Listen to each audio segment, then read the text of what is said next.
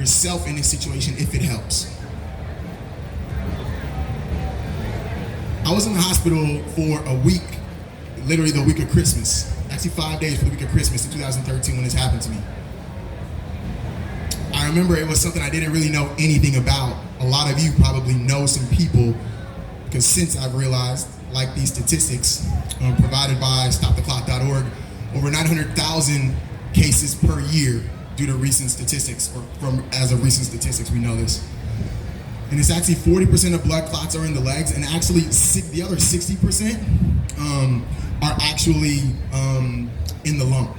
So obviously very, very serious. So this is a situation I was dealing with. Maybe yours, again, if you're dealing with something personally, just kind of switch in those numbers and those statistics that work for you. So dealing with facing those struggles, the first thing is making changes in your health. So some of those fears were like, man, like I'm not sure what foods to start with. I'm not sure how to go and decipher good versus bad foods. This is something I learned that a lot of people struggle with, right? You got to kind of relearn how to shop. If you're trying to start at a food level, and let's understand the whole purpose of that, right? The whole purpose of starting with food is to reduce inflammation in your body, right? All disease, all pain, it's coming from some amount of inflammation, right? Normally starting in the gut, right? You've got to learn where to shop. At the time, I was spending like $250 a week buying meat and going to normal stores, buying things with a lot of packaging. Then I learned what farmers markets were. And then I went from spending $250 a week to literally $60 a week. I couldn't eat all the food, and I couldn't believe how much money I was actually saving. Developing better habits, right? You've got to start working to make it a full-on lifestyle, right? Whatever adversity you're dealing with, you've got to adopt a whole new lifestyle.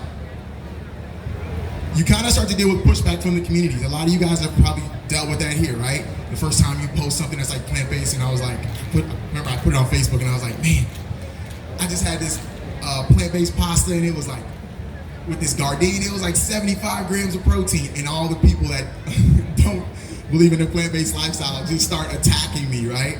And they're like, there's no way, it's not a complete protein. I remember at that moment seeing all these people who currently were my peers, people that really, really respected me inside of the strength and conditioning and fitness community. I realized that they had this fear. And at that moment, I kind of felt like I was onto something, and I needed to dig deeper just to purely to understand it. You'll deal with family obstacles, go back for Thanksgiving, and mom goes to put like meat on my plate, and I'm like, yo, mom, I don't eat meat. She's like, still? Like it's a fad or something. I'm like, it's been a while now, you know? It's like 4 Thanksgivings, come on. Research. You're here listening to me right now, and there are gonna be a lot of people much smarter than me. I don't know how I get so lucky. I don't think I mentioned, I'm also the Director of Health and Fitness for plantbased.org, so I get surrounded by all these doctors and physicians and cardiologists. But I always say the research that you go for, you can't just go out, don't just listen to me. I'm putting these statistics, go do your own research and make up your own mind about it. That's the only way that you're gonna find what really fits best for you. Another one of those struggles were having a mindset change. How do I change my mindset in order to adopt this new lifestyle fully? This is an amazing fact. You guys see what I did there? All the yoga people? No, not really cool. 50 points. This is a drop in cholesterol in less than 3 months that one of my clients had, purely by making some minor adjustments. First off, let's remove some things, right? So lots of people are like, I need to change my diet. Nah, let's just remove the crap from your diet first, right? Some of you don't like the word diet, then just say eating plan, whatever that is for you. I don't think of a diet as a short-term thing, it's a thing that's long-term, right? Some of you have an association with that word that's different, that's okay. 50 points in the drop in cholesterol. It's what doing better with your eating and taking better care of yourself can do for you. So let's talk about some new possibilities. When you start to approach nutrition, when you start to approach food as medicine, you start to have a massive reduction in stress, right? Increased energy. You start to generally just feel better, one about yourself, because you're taking better care of yourself. No one will love you more than you, all right? And if that's not the case, then we should sit down and have a conversation with somebody so we remind you of that, right? No one can take better care of you than you, right? And we have a decision of what we choose to put in our mouths. Overall, imagine taking control, not being a slave to the foods that you eat, not feeling like you're boxed into any one thing because you have to.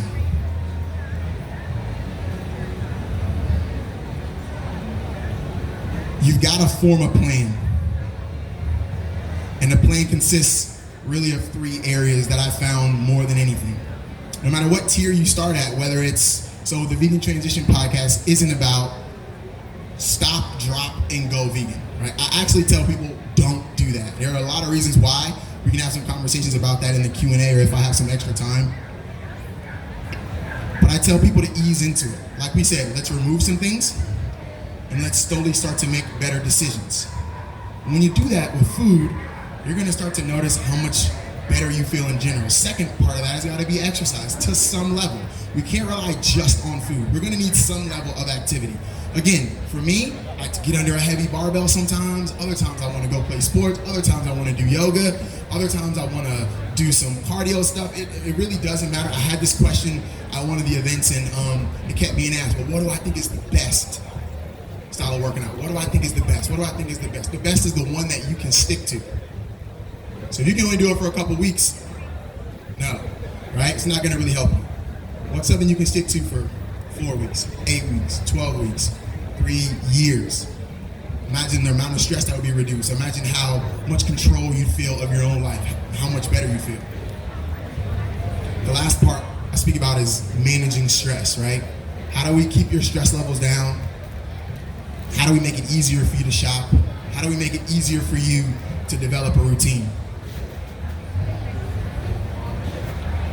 So getting started, a lot of times, immediately conflicts are gonna happen. You just wanna take these things into mind when you're starting to change your lifestyle. And again, some of you may just be going from already being plant-based but having a lot of like processed foods. Mike and aPlantBasedDiet.org are huge on whole food plant-based, right? So maybe you're not there yet. Fred Bishi, my mentor that I spoke about before, 50-year raw vegan, he's all raw foods, right? Maybe that's a little tough for you, but you're already eating pretty much like 80% raw foods, or maybe you're eating 50% raw food, so your goal is to then go up to 60% and then 70%. Conflicts are gonna happen, expect them, and even welcome them because you're gonna be learning about what works best for you.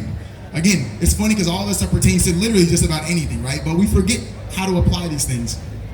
Understand it's about progress. Rome wasn't built in a day, right? But in time, you'll start to find your groove. You'll start to find things that work for you, things that don't. You'll connect with some people here. I highly suggest that you go to some of these booths and with some of these speakers. Go check them out on Instagram. Go have conversations with them because that's how you're gonna learn how you can apply things better to yourself. Probably the most important here, listen to your body. You gotta be aware of how your body responds. So many times, some people are like, oh, you can't eat this food, you can't eat that food, this food because of this. Listen, you can find a statistic on just about any food that's gonna make you feel like you shouldn't have it, right?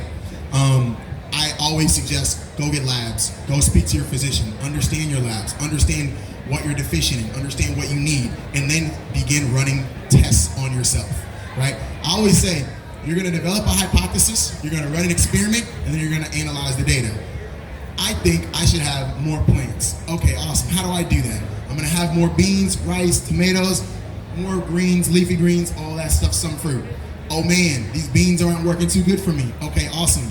Now you've got data, now you come up with a new hypothesis. I think if I remove these beans, then I'm gonna digest foods a little better. You run a new experiment. It's not that difficult, right? But sometimes we feel so overwhelmed that it can become that. I'm doing good on time. So let's talk about what you can achieve, all right? Feeling better. The first thing, again, when you start to feel better, you feel like you can completely change your digestion, your skin, your energy, and a lot more. Some of those first things that you see, a lot of times people be like, oh, I don't really see results. Some of those first things are, one, in your energy, all right? And second, people will start complimenting you on how your skin looks, right? Or they'll start saying, again, if you're, let's say you're eating to lose fat, right? So you're eating healthier in general, plant-based, hopefully, right? But second, you're kind of reducing your intake, increasing your output, basic formula for reducing fat. People will say, oh man, I can tell that you've lost weight. They see it in your skin, they see it in your face, right? You'll develop better habits, right? Which again, that long-term word, that's gonna help you work to long-term change that'll affect you and your loved ones. Because again, like I say, the better you take care of yourself, you know, we say this to our mother, my brother's here, we say this to our mother. If you love us, then take better care of yourself so you can be here longer for us and we can enjoy more of this fruitful life with you. You become more aware of your body. Now you're armed with the ability to always take care of yourself, whether you're on the road, traveling in a place you've never been before, or you're in a completely different environment with different foods altogether, like in a different country. You still have a formula that you can use to slowly move forward and be making better decisions with your health and with your nutrition. So this is actually a quote from Buddha. It says, every human being is the author of his or her own health or disease. It's a very powerful statement. And that's why we're here today talking about food being the key, right? I took a little bit of a step back at this point. So like what happened? Like I had these blood clots, right? What happened next?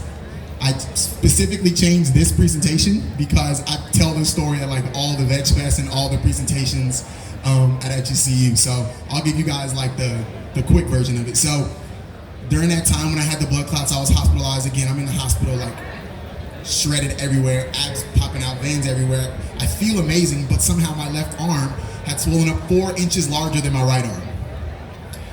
They said they had no idea what was wrong with me. Nothing was shown. They literally said my blood labs came back like insanely healthy. If you know anything about HDLs, it's the healthy fats in your blood count, right? Anything over 60, these girls are awesome. Anything over 60 is considered really good. Mine were 97. My cholesterol was like spot on. I could run forever. I could lift. I could do 50 pull-ups. I could do all that stuff. But I'm still in the hospital. Through this time, I'm kind of in the system. I have to get blood drawn every day. I have to go to the hospital. Nobody informs me. I feel like I'm out of the loop. There was one day I was driving in my truck, and I'm actually gonna sit down, guys, a little because my knee bothers me when I stand too long. So